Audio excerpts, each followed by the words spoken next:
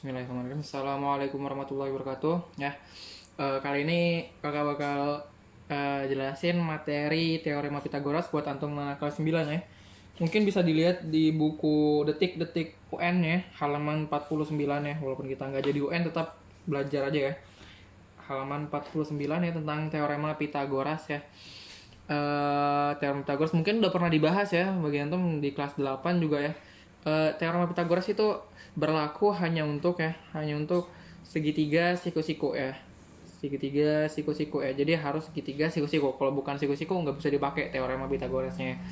Jadi di siku-siku itu ada namanya sisi penyiku, dua sisi penyiku dan sisi terpanjang ya. Atau sisi miring lah. Bahasa mudahnya ya, sisi miring ya. Nah, biasa kalau kita kasih nama lah ya, ini A, ini B, ini C. Jadi C di bagian miringnya ya. Kita peroleh teorema Pitagorasnya adalah C sama dengan ya akar A kuadrat ditambah B kuadrat ya. Jadi kalau yang dicari miring ya, miring itu sama dengan akar dari kuadrat jumlah kuadrat sisi penyikunya gitulah ya. C sama dengan akar A kuadrat tambah B kuadrat. Kalau yang mau dicari A atau B ya, A itu adalah akar yang panjang dikurangi yang pendek, C kuadrat dikurangi B kuadrat. Kalau nyari B berarti akar dari C kuadrat dikurang A kuadrat ya. Begitulah rumus teorema Pitagoras ya. Sebagai contoh misalnya ada segitiga siku-siku di sini misalnya ya. Ini 5 lah ya. Di sini 12. Berapakah sisi yang di sini ya? Berapakah sisi miringnya? Anggaplah ini X. Berapakah nilai X ya? Pakai teorema Pitagoras berarti kalau mau cari itu adalah yang miring berarti akar jumlah dari keduanya berarti 5 kuadrat ditambah 12 kuadrat. Jumlahin akar 5 kuadrat itu 25 ditambah 12 kuadrat itu adalah 144. Itu dapatnya 169. Akar 169. Akar 169 adalah 13. Oh, berarti X-nya adalah 13 ya.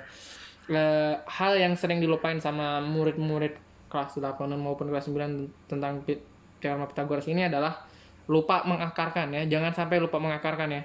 Akar 169 dengan 169 itu beda ya. Jadi jangan lupa diakarin ya sampai akhirnya. Oke. Begitu ya. Inilah teorema Pitagoras. Tapi mungkin antum udah tahu ya ini 5, 12, 13 ya. Kenapa antum bisa ada beberapa yang bisa nebak 5, 12 pasti jawabannya 13 tanpa menghitung? Itu karena ada yang namanya triple Pitagoras yang juga kita udah pelajari ya. Triple Pitagoras ya.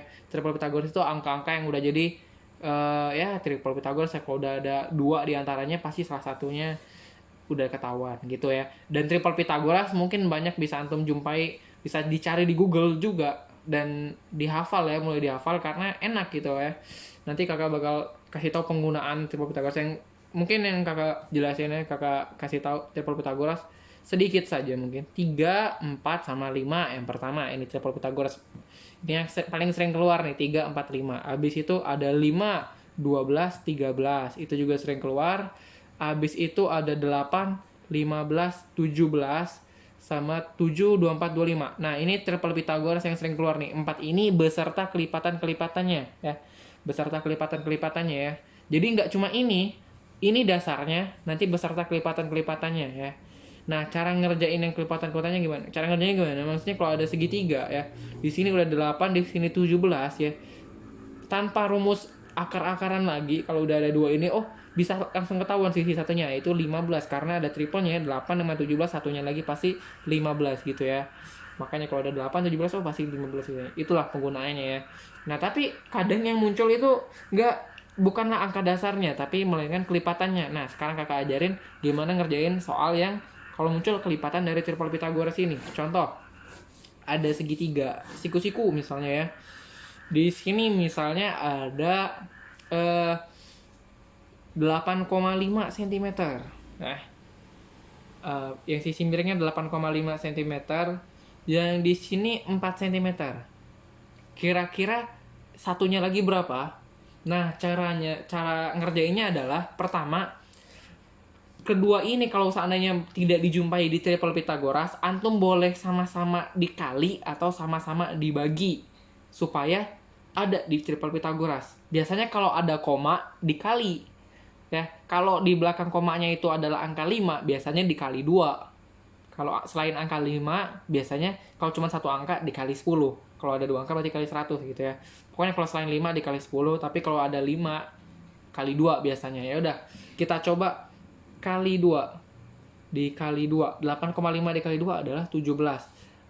Konsekuensinya semuanya juga harus dikali 2 ya. Kalau salah satu dikali 2, dua-duanya harus dikali 2. Ini juga dikali 2. 4 dikali 2 berapa? 8. Nah, sekarang cek angka yang udah dikali 2 tadi. 8 sama 17. Ya. Ada nggak di triple? Oh, ternyata ada. 8 dengan 17 ada. Triplenya satu lagi 15. Berarti satunya lagi itu triplenya 15 ya.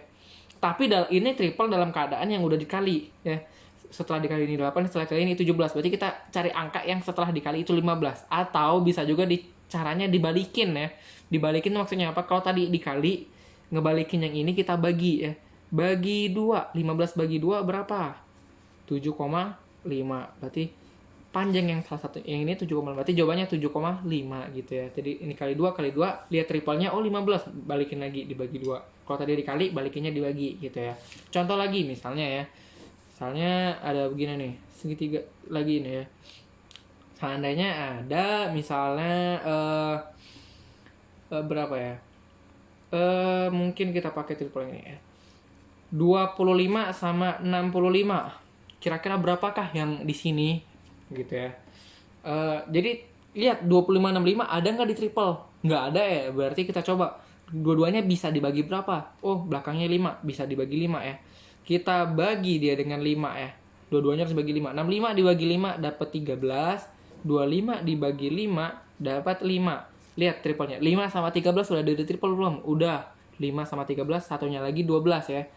5, 13, 12 ya. Setelah dibagi 5, itu dapat 12. Berarti kita balikin. Kalau tadi kita bagi, ngebalikin ini berarti dikali 5. 12 kali 5, 60. Berarti jawabannya adalah 60 ya. Gini ya.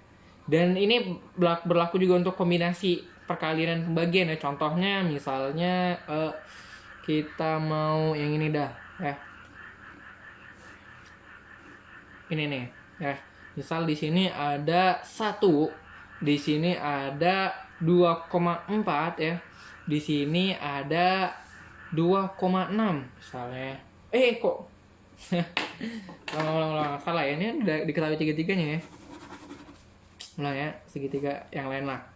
Segitiga yang lain misalnya kita yang ini nih. 1,6 misalnya di sini 1,6. Di sini 3 misalnya. Berapakah yang miring ya? Berapakah yang miring? Lihat angkanya, oh ada koma nih. Kemungkinan besar kita kali dulu ya. Kalau ada koma dikali. Karena ini bukan 5 berarti kita kalinya 10 ya. Berarti ini juga dikali 10. Dikali 10. 1,6 dikali 10 ya, bergeser komanya ya. Jadi 16 ya. 1,6 kali 10 16. 3 kali 10 30. Sekarang 16 sama 30 udah ada di triple belum? 16 sama 30 belum ada di triple. Oh, masih bisa dibagi 2. Coba kita bagi 2. 16 dibagi 2 dapat 8. 30 dibagi 2 dapat 15. 8 sama 15 sudah ada di triple, udah. 8, 15, satunya lagi pasti 17. Nah, ngebalikinnya gimana? Ngebalikinnya kebalikan dari yang tadi. Awalnya dikali 10 dibagi 2, berarti pertama kita kali dulu 2. Ini yang dibagi 2 nih yang paling dekat nih. Oh, udah 17 dikali 2 dulu. Kali 2. 17 kali 2 dapat 34. Udah selesai? Belum. Habis dikali 2, tadi dia dikali 10, berarti sekarang dibagi 10. 34 dibagi 10. 34 bagi 10 adalah 3,4. Berarti jawabannya adalah 3,4 yang miringnya. Gitu ya caranya.